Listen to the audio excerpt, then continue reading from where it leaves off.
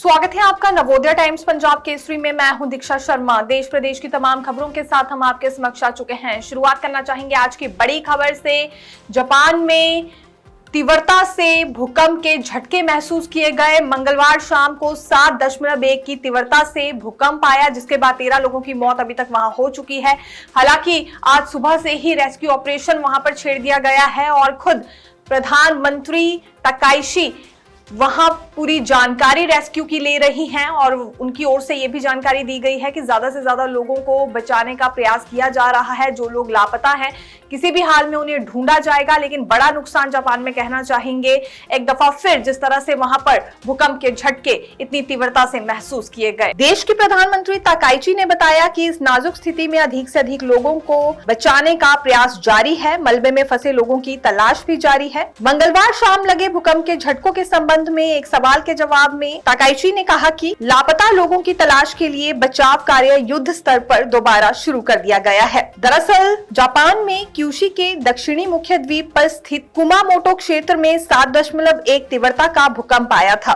Takaichi ने इस पर दुख जाहिर करते हुए ये कहा कि हम अपने लोगों के लिए जो भी संभव हो सके मदद देने का प्रयास करेंगे। भारत में मॉनसून सबसे एक्टिव फेज में पहुंच गया है। ये हम इसलिए कह रहे हैं क्योंकि बीते कल कई राज्यों में बड़ा नुकसान हुआ है। जम्मू कश्मीर में बादल फटने की घटना सामने आई है। इसके अतिरिक्त हिमाचल प्रदेश और उत्तराखंड में 290 सड़कें बंद हो गई हैं।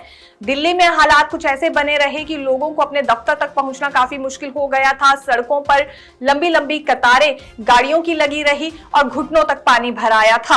हालांकि ये जलभराव की स्थिति एक दफा फिर राजधानी दिल्ली में आम लोगों को देखनी पड़ रही है। कब तक इसका समाधान निकल पाएगा कहना काफी ज्यादा मुश्किल है। लेकिन अब मॉनसून क्योंकि एक्टिव फेज में आ गया है और अगले 2 दिनों के लिए फिर बारिश का अलर्ट जारी किया गया है। अगले 6 घंटे और ज्यादा खतरनाक कुछ राज्यों में साबित हो सकते हैं, जिसमें कि ओडिशा, छत्तीसगढ़, राजस्थान और उत्तर प्रदेश का नाम जाहिर किया गया है मौसम विज्ञान केंद्र की ओर से।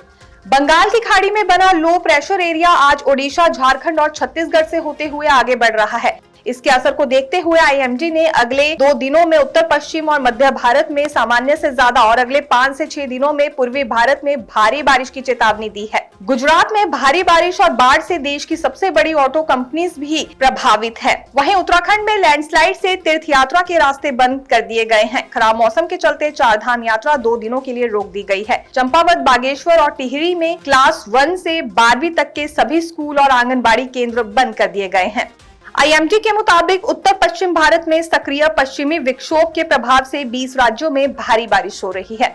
अमेरिका सऊदी ने इराक पर फिर हमला किया है और इस बार ये हमला ईरान समर्थित मिलिशिया ठिकानों पर किया गया है। हालांकि ईरान की ओर से भी इस पर जवाब दिया गया है। लेकिन आखिरकार कब वेस्ट एशिया में शांति आ पाएगी, ये सवाल अब हर किसी के जहन में गूंज रहा है। अमेरिका और सऊदी अरब ने इराक में ईरान समर्थित मिलिशिया के ठिकानों पर हवाई हमले किए। अमेरिकी सेना के मुताबिक इन ठिकानों से अमेरिकी सैनिकों और सऊदी अरब के ऊर्जा ठिकानों पर हमलों की तैयारी की जा रही थी। हमलों के कुछ घंटे बाद ईरान ने जवाबी कार्रवाई में कई बैलिस्टिक मिसाइलें दागी। अमेरिकी सेंट्रल कमांड ने कहा कि ये मिसाइलें जॉर्डन में मौजूद अमेरिकी सैन्य अड्डे की ओर दागी गई थी, लेकिन सभी को रास्ते में ही इंटरसेप्ट कर दिया गया। सऊदी अरब ने अपने पूर्वी प्रांत के तेल ठिकानों की ओर बढ़ रहे कई ड्रोन मार गिराए। वहीं यमन के हुती विद्रोहियों ने लाल सागर में एक सऊदी तेल टैंकर पर बैलिस्टिक मिसाइल दागने की बात कही। UK maritime trade operations agency ने भी एक टैंकर के पास विस्फोट की सूचना दी है।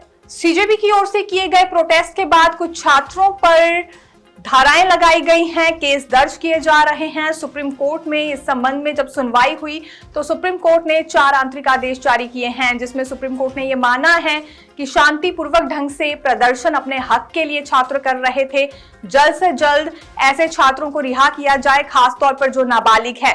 4 आंतरिक आदेश है, आइए आपको विस्तार से बताते हैं। 18 साल से कम उम्र के जिन प्रदर्शनकारियों का कोई आपराधिक रिकॉर्ड नहीं है, उन्हें तुरंत रिहा किया जाए, यह आदेश सुप्रीम कोर्ट की ओर से दिया गया है। पुलिस कार्रवाई की स्वतंत्र और निष्पक्ष जांच होगी। जरूरत से ज्यादा बल प्रयोग करने वालों की जवाबदेही तय होगी। प्रदर्शन से जुड़े सीसीटीवी, ड्रोन, बॉडी कैमरा और दूसरे डिजिटल सबूत सुरक्षित रखे जाएं। दिल्ली समेत 8 राज्यों से जवाब मांगा गया है। जिन लोगों पर पहले कोई केस नहीं था, उनके खिलाफ फिलहाल कोई सख्त कार्रवाई नहीं होगी। सुप्रीम कोर्ट की ओर से यह स्पष्ट किया गया है। जंतर मंतर से संसद तक मार्च निकाला था। कई बार प्रदर्शनकारियों और पुलिस के बीच झड़प हुई थी। 100 से ज्यादा घायल हुए।